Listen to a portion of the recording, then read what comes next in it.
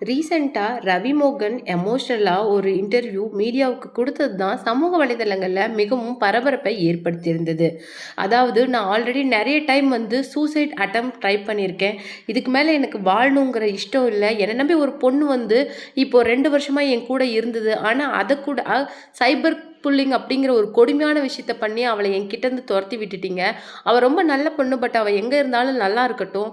ஆனால் நான் உங்களை சும்மா விட மாட்டேன். அப்படியே நான் சாகிறது தான் உங்களுக்கு விருப்பமாக இருந்தால் நான் சாக போகிறேன். ஆனால் உங்களை எல்லாத்தையுமே முடிச்சு விட்டுட்டு தான் சாவேன்.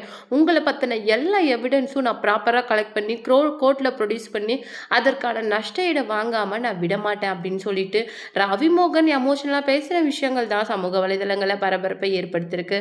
அது மட்டும் கிடையாது, தன்னுடைய குழந்தைங்க கிட்ட ஃபோன் பேச விட மாட்டேங்கிறாங்க.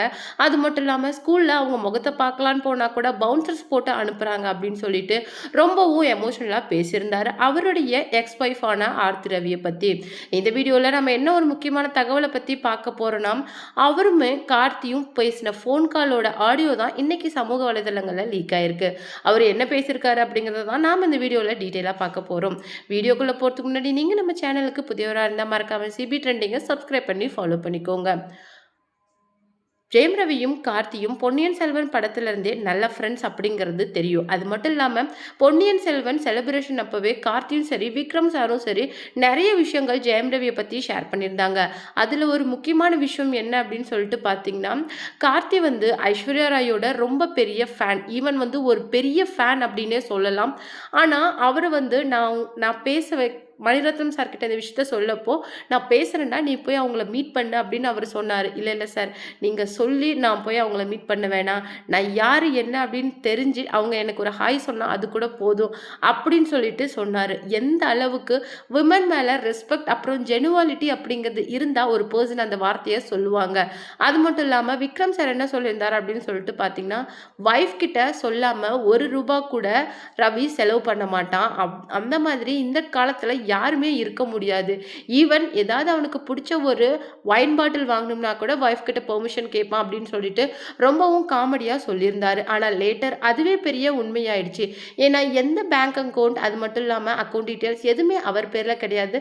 அவருடைய மனைவியான ஆர்த்தி ரவி பேரில் தான் இருக்குது. இது வரைக்கும் தான் சம்பாரித்த ஒவ்வொரு ரூபாயும் மனைவி கிட்ட தான் கொடுத்துருக்கிறதாவும், அதனால தான் தான் இப்போ ஒரு பெரிய கடனாளியாகவும் இருக்கிறதா அவர் சொல்லியிருக்காரு.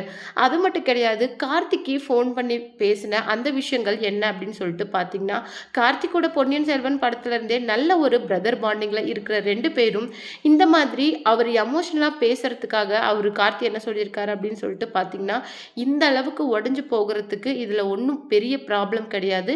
கொஞ்ச நாள் கொஞ்சம் பொறுமையாக இரு, எல்லாமே சரியாயிடும்.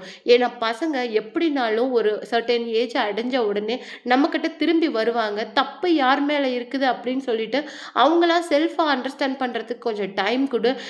நீ டைம் கொஞ்சம் எடுத்துக்கிறது கொஞ்சம் நல்லது, கொஞ்சம் கெரியர் பிரேக் எடுத்துக்கிறது நல்லது அப்படிங்கிற மாதிரி அட்வைஸை கார்த்திக் கொடுத்துருக்காராம். அது மட்டும் கிடையாது, அவருக்கு பிடிச்ச நிறையா கூட ஆக்ட் பண்ண ஆக்டர்ஸில் இருந்து ஐசரி கணேஷ் ப்ரொடியூசரில் இருந்து நிறைய பேர் கார்த்திக்கு சப்போர்ட்டிவாக ஸ்ட்ராங்காக நிற்கிறாங்க. அது மட்டும் கிடையாது, இந்த ப்ராப்ளம் இருந்து அவர் கூடிய சீக்கிரம் வெளிவரணும். அது மட்டும் இல்லாமல் அவருடைய ஹெல்த் ஆஸ் வெல் அஸ் அவருடைய ஃபிசிக்கல் மென்டல் ஹெல்த்தையும் பார்த்துக்கணும் அப்படிங்கிற மாதிரி அட்வைஸையும் அவர் கூட இது வரைக்கும் படங்கள் பண்ணின நிறைய ஆக்டர்ஸ் அவங்களுக்கு அட்வைஸாக கொடுத்துட்டு வராங்க. ஆர்த்தி ரவி மற்றும் ஜெயம் ரவியோட பிரச்சனையில் யார் மேலே தப்பு இருக்குங்கிற கருத்தை மறக்காமல் நமக்கு கமெண்ட் பாக்ஸில் கொடுங்க.